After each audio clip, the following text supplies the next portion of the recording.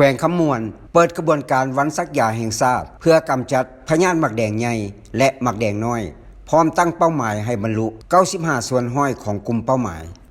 ท่านปริญญาเอกแก้วอุดรบุตรสิงห์ขอนห้องเจ้าแขวงคำมวนกล่าวในงานโฮมชุมนุมพิธีเปิดกระบวนการวันซักยาแห่งชาติเพื่อกำจัดพยาธิหมักแดงใหญ่และหมักแดงน้อยว่าปีนี้กับพวกเขาเปิดกระบวนการอยู่แขวงคำมวนนี่ก็ถือว่ามีบรรยากาศคึกคืนคือดังพวกเขาฮู้การนำของแขวงได้เอาใจใส่ที่สุดต่อการให้การกันพยาธิเพื่อรักษาสุขภาพของชุมชนซึ่งว่าการซักยาการพยาธินี้ก็นอนอยู่ใน11ตัวชีวัดของกระทรวงสาธารณสุขนั้นซึ่งพวกเขาจะต้องให้บรรลุ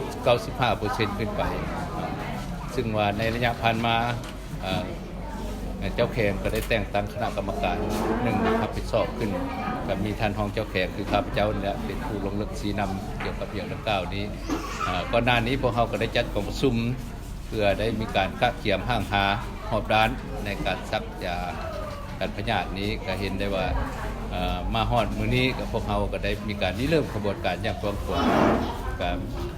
ในการเริ่มกระบวนการกว้างขวางนี้กับพวกเขาได้มีส่วนร่วมนำหลายภาคส่วนโดยเฉพาะเป็นการนำพาซีนำขององค์การปกครองทุกขั้นแผนงการทุกภาคส่วนที่เกี่ยวข้องรวมทั้งพกมดคันแฝงคันเมืองก็ได้มีความเอาใจใส่แผนงการเกี่ยวข้องก็ได้มีความเอาใจใส่เนาะก็ดังพวกท่านเห็นในกระบวนการวันนี้แล้วพวกเขาจะได้ดำเนินเป็นวาระ1จนถึงวันที่30เดือนพฤษภาคมแล้วพวกเขาจะมีการทบทวนคือถึงในใดก็ตามเนาะพวกเขาจะให้บรรซุ่มใช้ให้บรรลุตามกลุ่มเป้าหมายแต่9เดือน5ปีให้บรรลุเกิน 95% ฉะนั้นจึงว่าในเรื่องดังกล่าวนี้ก็มันก็ได้ต้องเรียกร้องแล้วในทุกภาคส่วนที่เกี่ยวข้องทางองค์การจัดตั้งของพรรคของรัฐองค์การจัดตั้งมหาชนได้ทางผู้ประกอบการที่สำคัญที่สุดเราแม่นพ่อแม่ของเด็กแล้วจะต้องได้เข้าใจแล้วก็ต้องได้เห็นได้ว่าอย่าเฮ็ดใดให้ลูกเขาเติบใหญ่โดยมี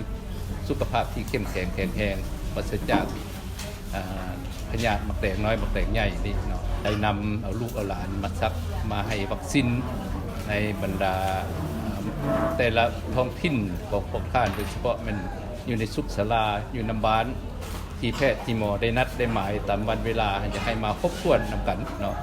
ให้มาครบถ้วนนำกันอันนึงนะครับเจ้าเหี่ยของอันสองกับเหี่ยของมายังองค์การปกครองทุกขั้นทางภาครัฐเอกชนต้องได้ร่วมไม้ร่วมมือในการโฆษณาปลุกระดมให้ทุกภาคส่วนในสังคมได้รับรู้เข้าใจพร้อมนั้นก็ระดมนำบรรดา